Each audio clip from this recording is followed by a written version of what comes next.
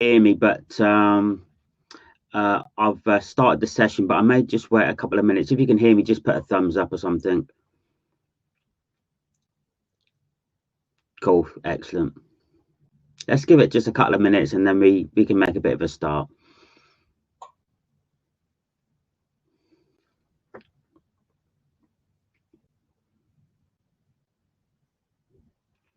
So how are we doing all today? Are we doing all okay?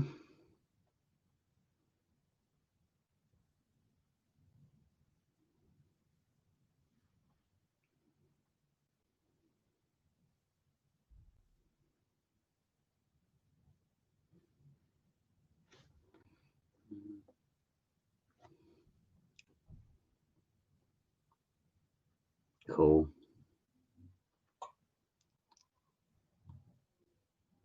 Yeah, it was really good. I enjoyed my sausage and egg bap.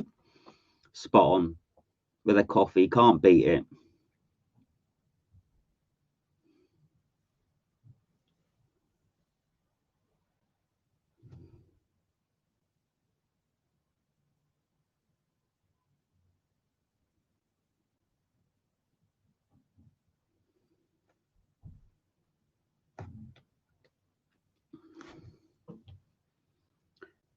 Okay, I'm gonna make a start now. People can jump in at halfway through, so this isn't a locked kind of session. So we may have some people kind of join as we're kind of midway through the session. But why don't we make a start anyway? So here we go.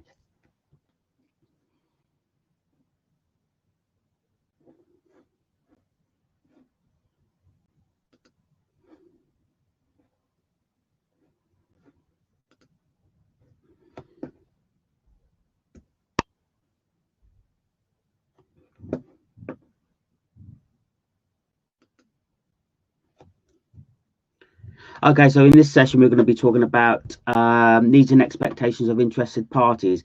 And probably this is just really a carry on from really the previous two sessions. We've already talked about risks and opportunities. We've talked about context of the organization. And now really as part of that planning cycle, we're going to talk about needs and expectations of interested parties. So here we go. So obviously we've just confirmed that everybody can hear me. If you've got any questions, by all means, just give us a shout out, send us an email, and I'll look to try and respond to any kind of email kind of queries. So here we go. So the agenda for this particular session is going to be, we're going to look at what are interested parties? What is this? Now, sometimes ISO, these standards have got particular kind of terminology, but we're going to just flesh out what actually do we mean by an interested party. How do we implement the requirements? And I think really there's two key things we need to be thinking about, which we're going to focus on. What kind of tools are going to be made, or what kind of tools can we use, and some examples of typical management system elements. So here we go. So really this is the clause, and the clause is pretty straightforward. It kind of says that interested parties can actually affect or potentially affect our ability as an organization to consistently provide products and services that meet customer and applicable statutory and regulatory requirements. Now, actually there's a couple of key points, and this is in A and B actually, and I think this is quite interesting just to kind of flesh out, is that actually we're looking at the interested parties that are relevant to the quality management system. And when we think about the effects or potential effects, actually it's the same terminology as risks. So I think what we can think about when we think looking at expectations of interested parties or their needs, it's not just their needs, but actually we need to think about, are we actually managing the risk of not meeting their requirements? They've got needs, they've got expectations, but actually is there a risk of us not meeting their requirements, or maybe there's an opportunity for us to do better? So again, when we're thinking about interested parties, I think in the previous sessions we talk about joining up the dots, in the previous kind of webinars, and actually this is, again, it's about joining up the dots. It's not an area of the standard that sits outside on its own. We need to join up the dots and think about actually are interested parties, and actually are there risks of not meeting their requirements, and maybe there's opportunities to enhance our ability to meet their requirements. So we need to think about the relevancy of the interested parties to our quality management system. I guess you could say our business as well, because the quality management system pretty much covers everything that your business or the scope of your business is likely to be doing in terms of delivering your services and products.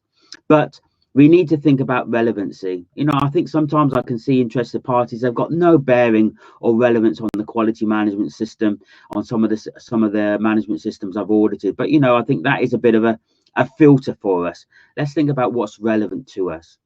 And B, what are the requirements? So I guess we've got two parts here. We've got actually who are they, make sure they're relevant to our quality management system, and actually do we know the requirements of our interested parties, that are, again, those requirements that may be relevant to our quality management system.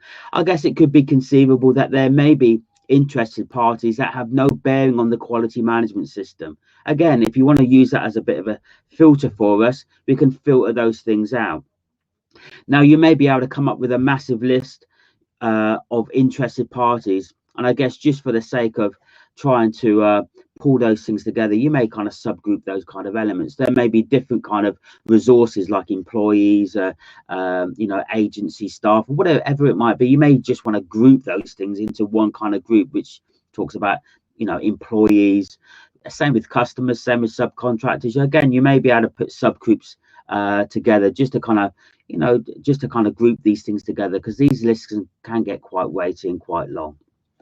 Okay, so who are the interested parties? Well, I suppose if we think about it, for the majority of businesses, even if you're talking about public sector, you're going to have for private sector, we've got customers, but I think you could argue even for public sector, you've got internal customers. So I think probably one of our key kind of interested parties are going to be our customers.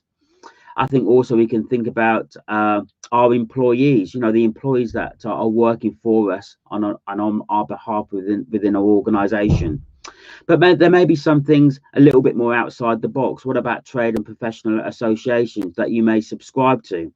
For us as an accreditation body, obviously UCAS is a key influencer for us as an interested party. It may be if again we've recently been doing some work with some auditing waste companies. Obviously the neighborhood and the local community, especially with the construction companies as well, they could be interested parties. Our competitors, you could argue, they could be interested parties. So actually we need to understand who are our interested parties. And I think the key thing here we need to think about, actually, again, going back onto the first slide, is who are they, and are they relevant relevant to our quality management system? Are they relevant to our business? Because I think that is our filter. We're not talking about everybody. We're talking about who is relevant to our quality management system. So there's many methods that we can use to identify our interested parties. Actually, I think probably the most kind of straightforward one is actually to have a look at, who are we doing orders with? Who are the customers? Ultimately, you'll know who your customers are, the types of customers are, from the orders that you're kind of receiving and reviewing. What are the statutory and regulatory requirements? Now, actually, this isn't an old clause. This is always, in the old ISO 9001/28 standard. This was there in the kind of the front end of the product realization processes. You needed to understand when you was going into that kind of process of contract review, understanding customer requirements. You needed to understand statutory and regulatory requirements to help you put together, your proposals, the inquiries, do contract review to see if you had the ability to actually fulfill their requirements. So that's not necessarily an old clause, but again, you may need to review statutory and regulatory requirements. Key thing for us, and probably for most businesses, is definitely around about COVID-19. There is guidance from the government, even for us, as we move out of are potentially doing remote audits into doing maybe on-site audits. There's some certain statutory and regulatory and guidance compliance obligations that we need to be aware of before we kind of move forward into this process of providing quotes and quotations. So, you know, these things are useful to review. What are those requirements, and understanding those things. You know, it may be quite obvious depending on the industry that you're working in. If you're in the construction industry, it may be quite obvious what those things are. You may have to ask, you may have to make phone calls, you may have to kind of inquire of your customers. Other kind of methods: participate with relevant associations. You know, we do participate with relevant associations just to get an understanding of needs and expectations of whether that's things like our accreditation bodies or just certification as a whole. There's international accreditation forums. In the construction industry, there's things like construction lines, you know, and various trade associations that may, you know, maybe really good sources of information to get an understanding of actually what are the needs and expectation of your interested parties. Market surveillance, you know, obviously for understanding your competitors. Again, business plans, you know, understanding market surveillance and doing surveys are all really good sources of gaining understanding. Other kind of things: monitor customer needs and expectations. How do we do that? Well, a good way of doing that is through customer satisfaction surveys. I'm not necessarily a total advocate of those things. I think a simple way is just to pick up the phone and speak to your customer. A simple way, let's say, for example, for your employees, is maybe have an open forum, have open meetings. It's interesting in this lockdown with COVID-19, there appears to be, for a lot of businesses, you know, a lot more kind of phone calls going on to make sure if staff are okay, if they're working remotely, understanding their needs, their well-being while they're kind of working in a remote lockdown situation. So sometimes just a phone call, sometimes an email will suffice. But, you know, there's many methods, and there's probably a lot more that you can probably kind of comment on and think about that can get us to a place of understanding what are the needs and expectations of our customers, or of our employees, or of our interested parties. So here's some examples of needs and expectations. So just bear with me.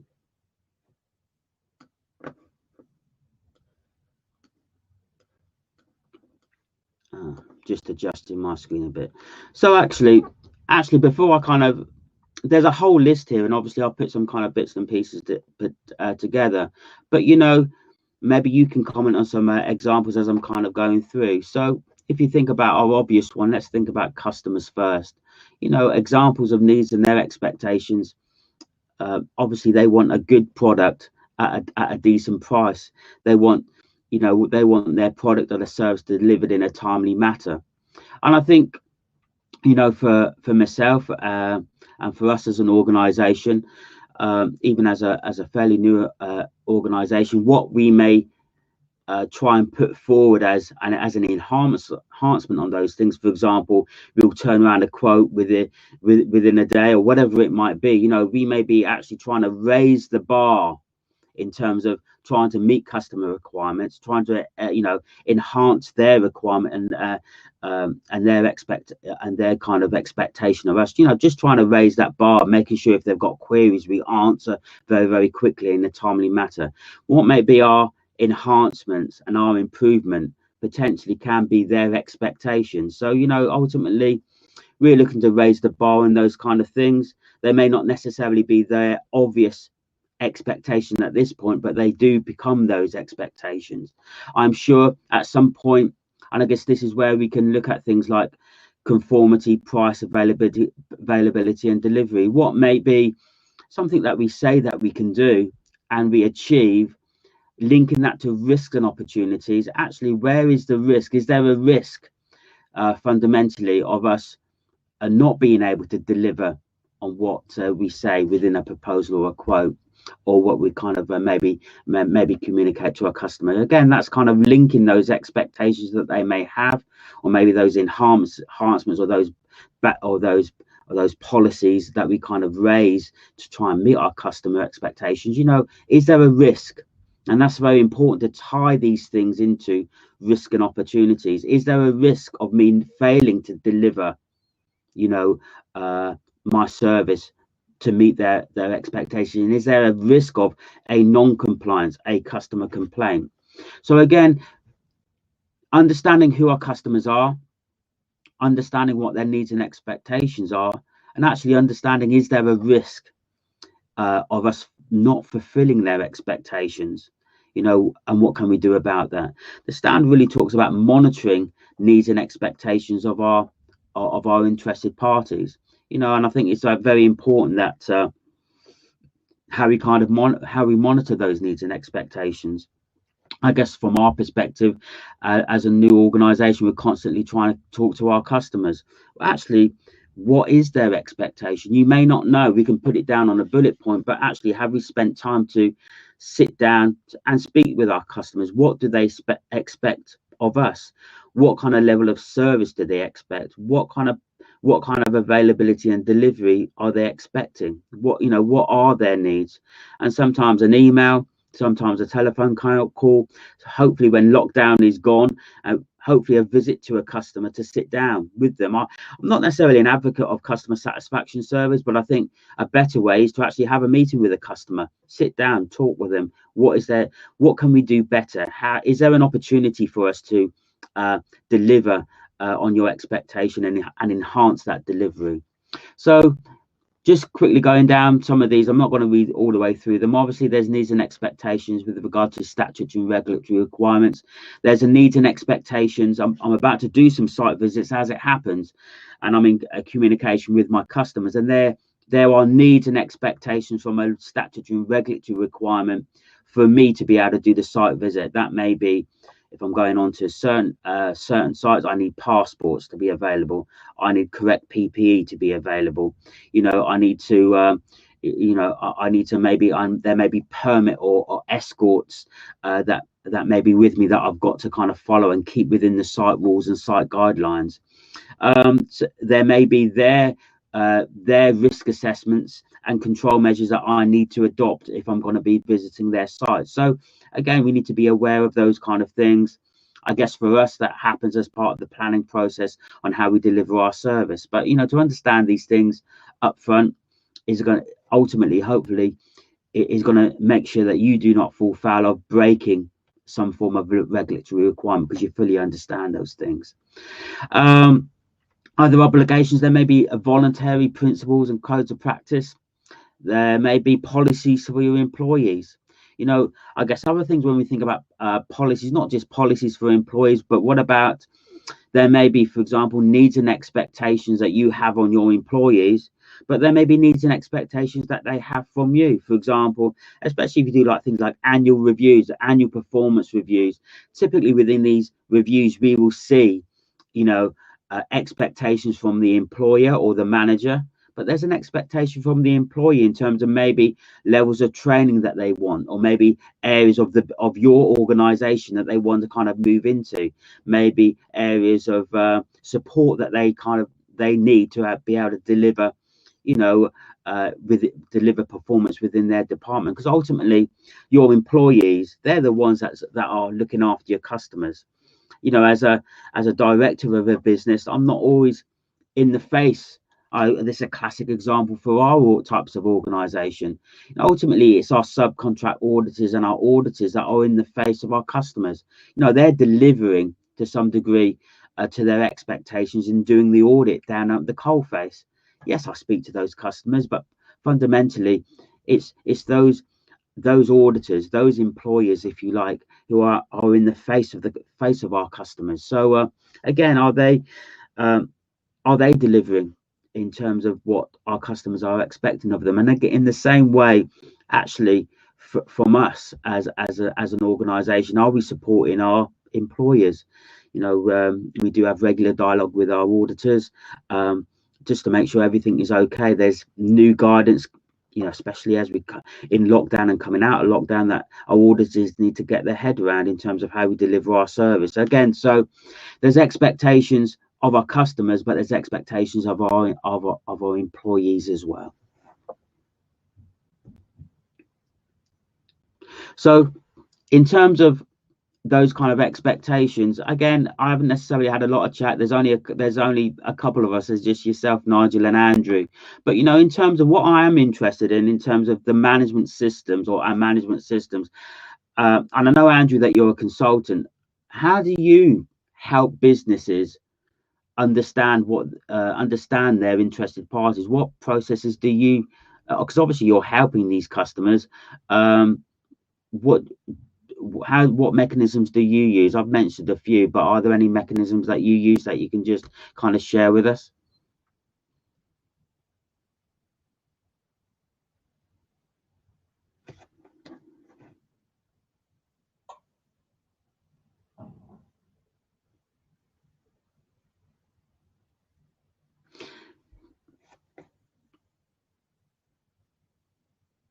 And again, as I was kind of going through these slides, and just as a team was kind of prepping the slides, I was going through this process of understanding needs and expectations, and it's very interesting in that I do see for a lot of businesses they can go off the tangent. I think there's obviously there's 2 or 3 key points here that I tend to find. One, do businesses really link their risk and opportunities to their interested parties? Or we're talking about interested parties here. Do they really actually understand their interested parties and understand, well, actually, in terms of their customers, let's say as an example, what is the positive and negative effects that they may particularly affect you as a business? And actually, is there a risk there? And how do we link those negative effects? How can we link those negative effects from our interested parties? How we can link that into our risk and opportunities? There may be opportunities for us to kind of plug the gap, so to speak. And I think, again, very, very interestingly, in this whole kind of process, we need to understand, actually, we're talking about a risk-based thinking.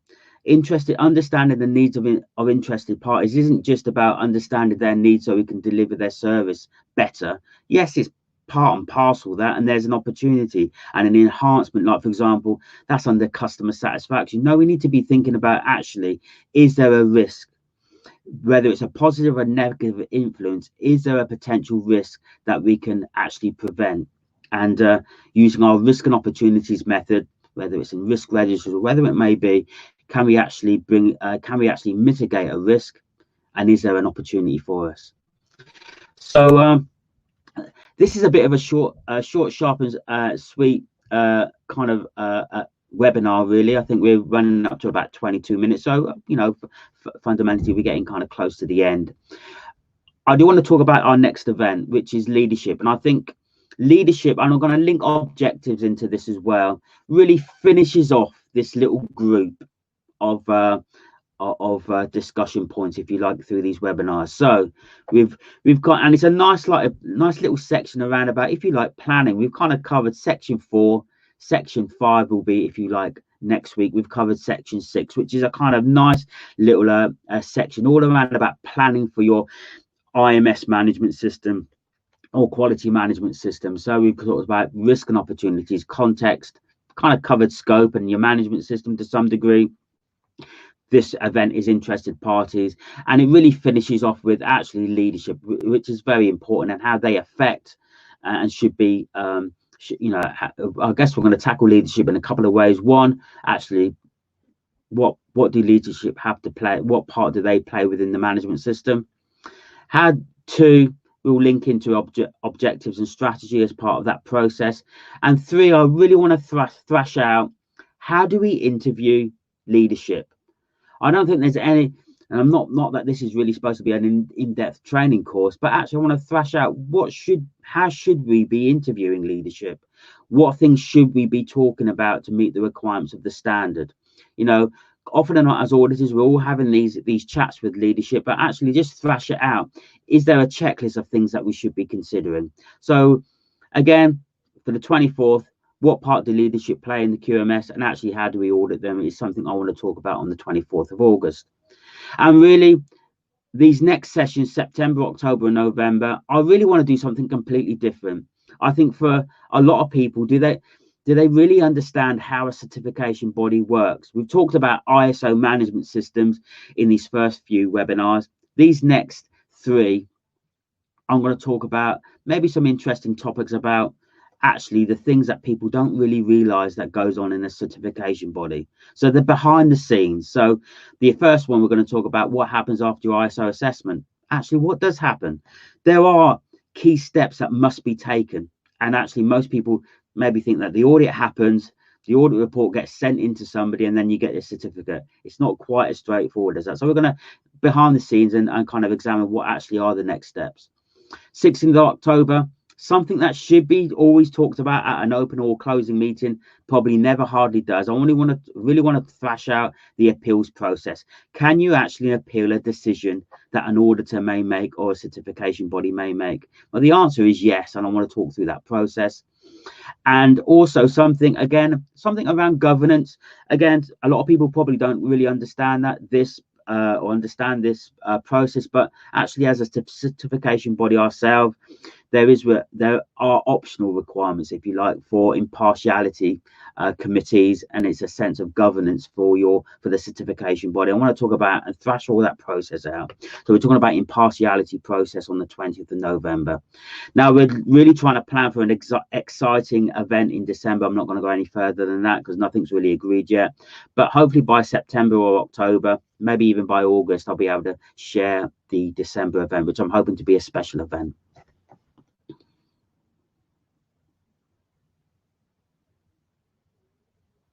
So actually, Andrew, I've just drew down the envelope. I might present. Well, trust is important, and good, consistent service builds trust. That will be interesting. Yeah. So again, I guess the impartiality process really is that other sense of kind of governance that hopefully brings integrity to the whole process. In that, one, you can appeal, and actually, and two, there is somebody completely independent or a group of people completely independent that actually can come in and review us outside of the normal UCAS visits and the normal internal audits that we typically have. So we'll kind of thrash out that process. Okay, so that's us done. We're a little bit early. We're kind of hit our time fairly well. So we're a fraction early. So first and foremost, Andrew, Nigel, keep safe and well. Hopefully you found this fairly interesting. Next event will kind of wrap this whole kind of section of planning off quite nicely, hopefully, and then we're into kind of how a cert body operates. By all means, send us emails. Please, I'd love to hear your suggestions. Andrew, you've been on a couple of these. If you've got any kind of suggestions, Andrew or Nigel, especially for the new year, because ultimately we're planned to the end of the year now. So any kind of topic areas you may think of interest in the new year, love to hear your comments. Don't be afraid to kind of send us an email. Just a couple other things also just to be aware of.